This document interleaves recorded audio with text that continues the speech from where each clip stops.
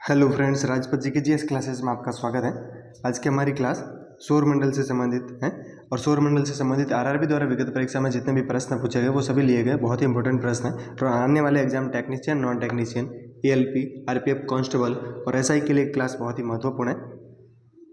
बढ़ते आज के सेशन में आगे। प्रश्न संख्या फर्स्ट, सूर्य के प्रकाश को पृथ्वी तक पहुँचने में कितना समय लगता है?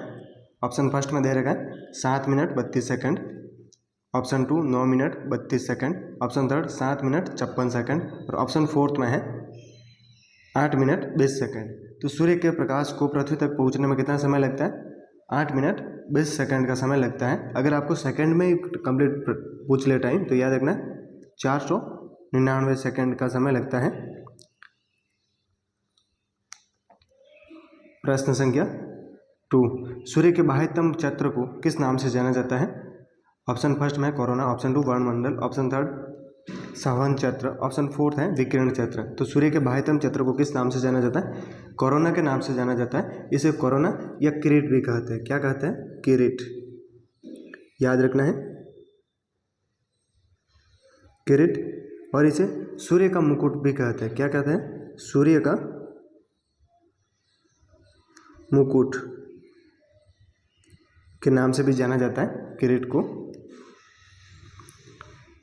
प्रश्न संख्या थर्ड, सूर्य या अन्य तारों की ऊर्जा का स्रोत क्या है? ऑप्शन फर्स्ट में हीलियम गैस का दहन, ऑप्शन 2 नाभिकीय संलयन, ऑप्शन थर्ड नाभिकीय विखंडन, ऑप्शन फोर्थ है हाइड्रोजन गैस का दहन। तो सूर्य या अन्य तारों का ऊर्जा का स्रोत क्या है? ऑप्शन नंबर 2 राइट रहेगा, नाभिकीय संलयन। क्या होता है? ऊर्जा का स्रोत मुख्य रूप से नाभिकीय संलयन रहता है। अगर चैनल पर फर्स्ट बार आए हो, चैनल को सब्सक्राइब, लाइक और शेयर कीजिए। इस चैनल के माध्यम से आपको मैथ्स, रीजनिंग और GK GS classes free of cost provide कराई जाएगी, जो आने वाले एग्जाम के लिए बहुत ही महत्वपूर्ण हो रहेगी। प्रश्न संख्या फोर्थ, रिक्त स्थान सूर्य के वायुमंडल में सबसे ज़्यादा प्रचुर मात्रा में पाए जाने वाला तत्व कौन सा है, ये बताना है। ऑप्शन फर्स्ट में है oxygen, option 2 neon, option third hydrogen, option fourth है हीलियम। तो सूर्य के वायुमंडल में सबसे ज़्यादा प्रचुर मात्रा में पाए जाने वाला तत्व कौन सा है? हाइड्रोजन है। कितने प्रतिशत पाया जाता है? तो याद रखना 71% हाइड्रोजन है। और हीलियम कितने प्रतिशत है? तो याद रखना 24.5% हीलियम पाई जाती है। कितने? 24.5%। प्रश्न संख्या 5, सूर्य की चमकती सतह कहलाती है। ऑप्शन फर्स्ट में स्थल मंडल, ऑप्शन 2 फोटोस्फीयर, ऑप्शन थर्ड वातावरण, ऑप्शन फोर्थ है क्रोमोस्फीयर। तो सूर्य की चमकती सतह क्या कहलाती है? फोटोस्फीयर कहलाती है। ऑप्शन नंबर 2 राइट ऑप्शन रहेगा। एनटीपीसी में 2 बार ये प्रश्न पूछा गया प्रश्न है, इंपॉर्टेंट प्रश्न है 20 और 21 में। इसका तापमान फोटोस्फीयर का कितना रहता है? तो याद रखना है 5500 डिग्री सेल्सियस इसका तापमान रहता है फोटोस्फीयर का।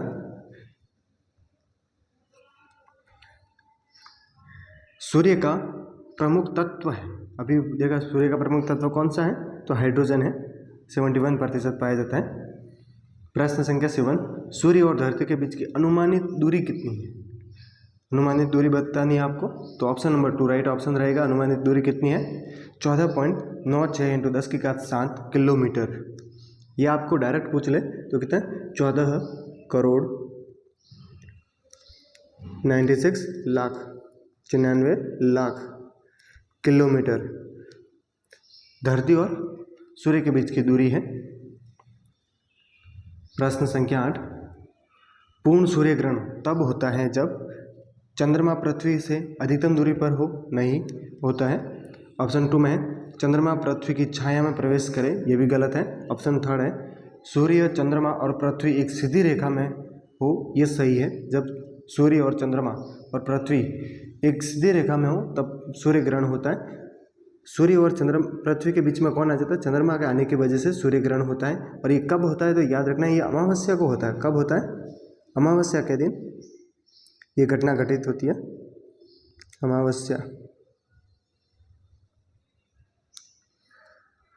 प्रश्न संख्या 9, अमावस्या के अवसर पर जब धरती से देखने पर सूर्य और चांद एक ही संयोजन में दिखे तो इस व्यवस्था को क्या कहते हैं? अभी देखा है, option number first right option रहेगा, सूर्य ग्रहण कहते हैं। उसे क्या कहते हैं? सूर्य ग्रहण कहते हैं। जब अमावस्या के पर घटित होता है ये और धरती से देखने पर सूर्य और चांद एक ही संयोजन में दिखे तो ये कौन सा रहता है? सूर्य ग्रहण रहता है।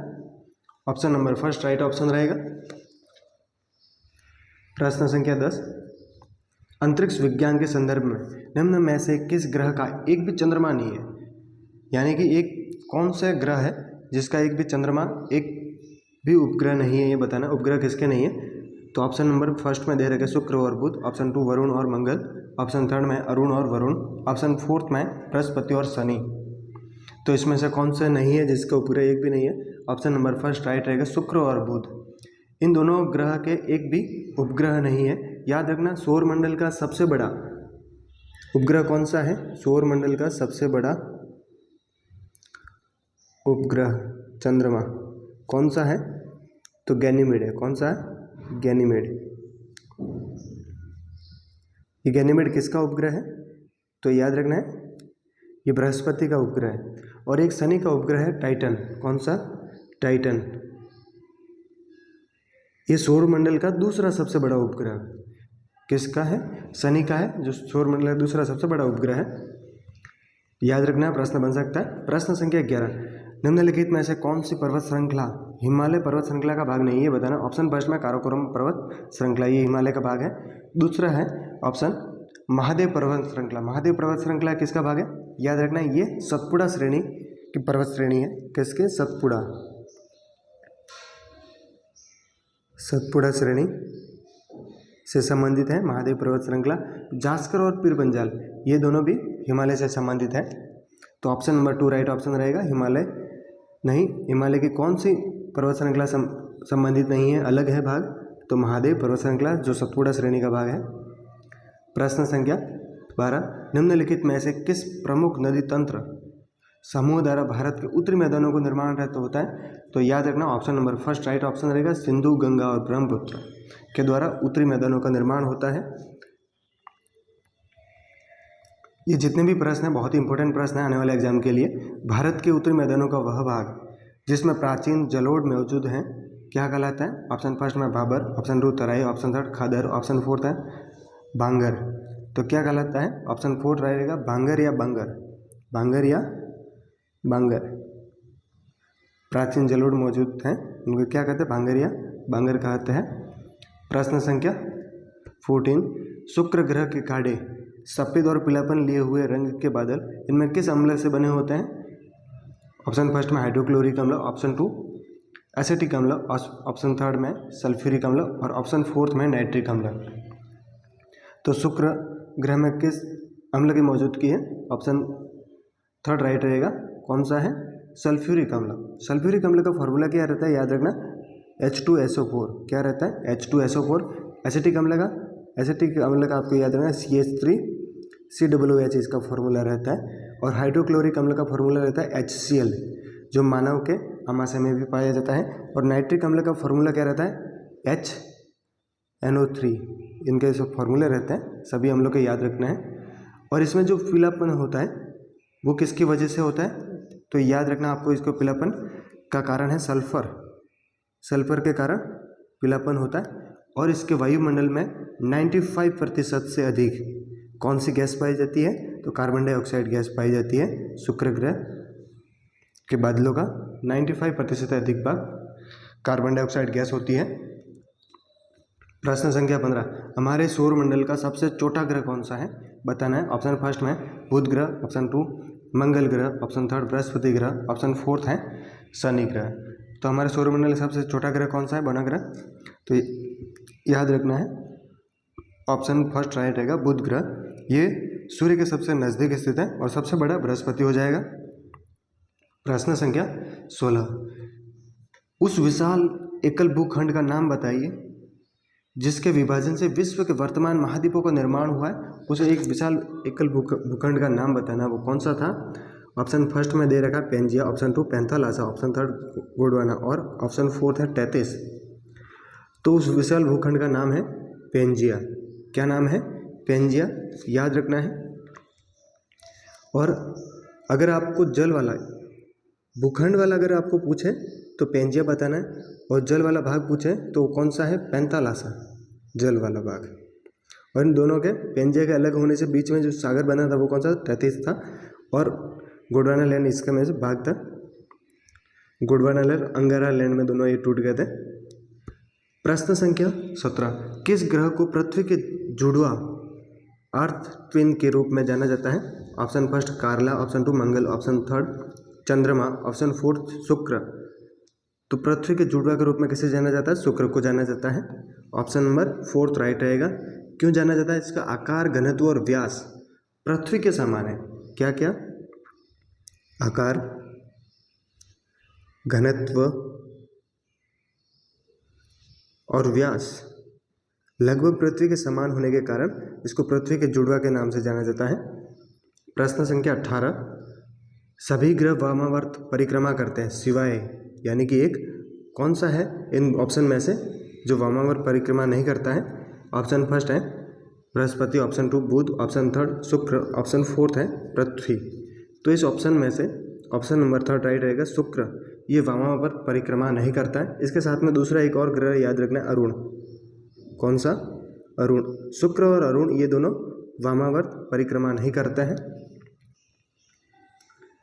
प्रश्न संख्या 19, सौरमंडल का अत्यंत उष्म ग्रह कौन सा है? ऑप्शन फर्स्ट में शुक्र, ऑप्शन 2 पृथ्वी, ऑप्शन थर्ड मंगल, ऑप्शन फोर्थ है चंद्रमा। तो सौरमंडल का अत्यंत उष्म ग्रह कौन सा है? Option number first right option रहेगा शुक्र ग्रह, जिसे पृथ्वी की बहन भी कहा जाता है। प्रश्न संख्या 20, बहुत ही इंपॉर्टेंट प्रश्न है, कई बार बना हुआ है। पृथ्वी का द्रव्यमान लगभग कितना है? फिजिक्स का प्रश्न बनता है, साइंस में भी इंपॉर्टेंट है। पृथ्वी का द्रव्यमान लगभग कितना है? तो आपको याद रखना है डायरेक्ट कौन सा? ऑप्शन नंबर 2 राइट रहेगा 6 × 10⁻24 kg पृथ्वी का द्रव्यमान रहता है। RRB द्वारा कई बार प्रश्न बनाया हुआ है। अब तक चैनल को अगर सब्सक्राइब नहीं किया है तो चैनल को सब्सक्राइब, लाइक और शेयर कीजिए। प्रश्न संख्या 21, पृथ्वी किस चाल से सूर्य की परिक्रमा करती है ये बताना है। ऑप्शन फर्स्ट में दे रखा है 55,000 मील प्रति घंटा, ऑप्शन 2 47,000 मील प्रति घंटा और ऑप्शन थर्ड में 67,000 मील प्रति घंटा और ऑप्शन फोर्थ में दे रखा है 20,000 मील प्रति घंटा। तो पृथ्वी किस चाल से सूर्य की परिक्रमा करती है? तो option number third right option रहेगा 67,000 मील प्रति घंटा की चाल से सूर्य की परिक्रमा करती है पृथ्वी। और इस चाल से चलने पर एक पूर्ण परिक्रमा करने में कितना समय लगता है? तो आपको याद रखना है एक परिक्रमा करने में 365 दिन, 5 घंटे, कितने? 5 घंटे 48 मिनट और 46 सेकंड, 46 सेकंड का समय लगता है एक परिक्रमा पूरी करने में। किस चाल से? 67,000 मील प्रति घंटा की चाल से चलेगी तो 365 दिन, 5 घंटे 48 मिनट और 46 सेकंड का समय लगता है पृथ्वी को परिक्रमा पूरी करने में। प्रश्न संख्या 22, रिक्त स्थान में पृथ्वी का निकटतम तारा कौन सा है ये बताना। ऑप्शन फर्स्ट में वेगा, ऑप्शन 2 श्रवण, ऑप्शन थर्ड है सूर्य, ऑप्शन फोर्थ है चंद्रमा। तो कौन सा है निकटतम तारा? सूर्य रह जाएगा ऑप्शन के हिसाब से। Option number third right option रहता है। प्रश्न संख्या 23, पृथ्वी का आकार कैसा है? तो पृथ्वी का आकार कैसा है याद रखना है। Option number fourth right option रहेगा पृथ्वी का आकार है चपटा और गोल, पूर्ण रूप से गोल नहीं है, चपटा गोल है। प्रश्न संख्या 24, पृथ्वी का प्राकृतिक उपग्रह कौन सा है? ऑप्शन फर्स्ट में Kalpana first, option 2 INSAT, option third Aryabhatta, option fourth है चंद्रमा। तो पृथ्वी का प्राकृतिक उपग्रह कौन सा है? तो याद रखना है ऑप्शन नंबर फोर्थ राइट रहेगा चंद्रमा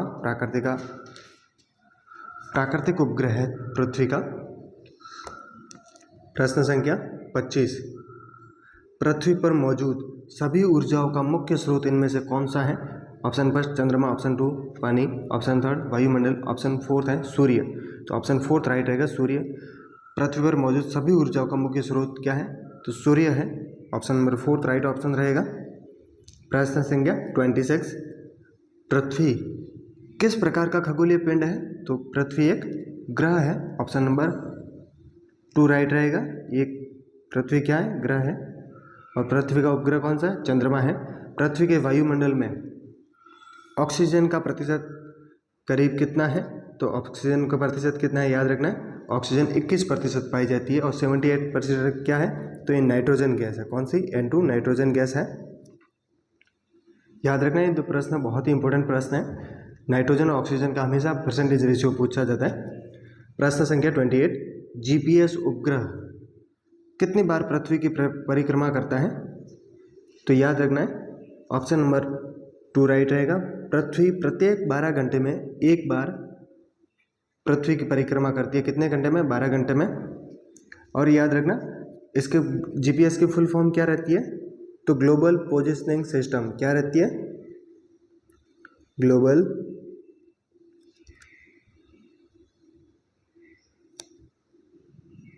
पोजिशनिंग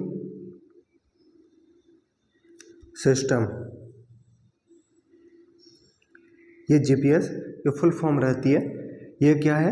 ये एक उपग्रह आधारित नेविगेशन प्रणाली है और इसका सबसे पहले उपयोग किसने किया था? तो याद रखना है 1960 में। 1960 में पहली बार अमेरिका की सेना ने यूज किया था, इसको उपयोग किया था। अमेरिका की सेना ने उपयोग किया था 1960 में जीपीएस प्रणाली को। प्रश्न संख्या 29, पृथ्वी का जल चक्र किसके द्वारा संचालित होता है?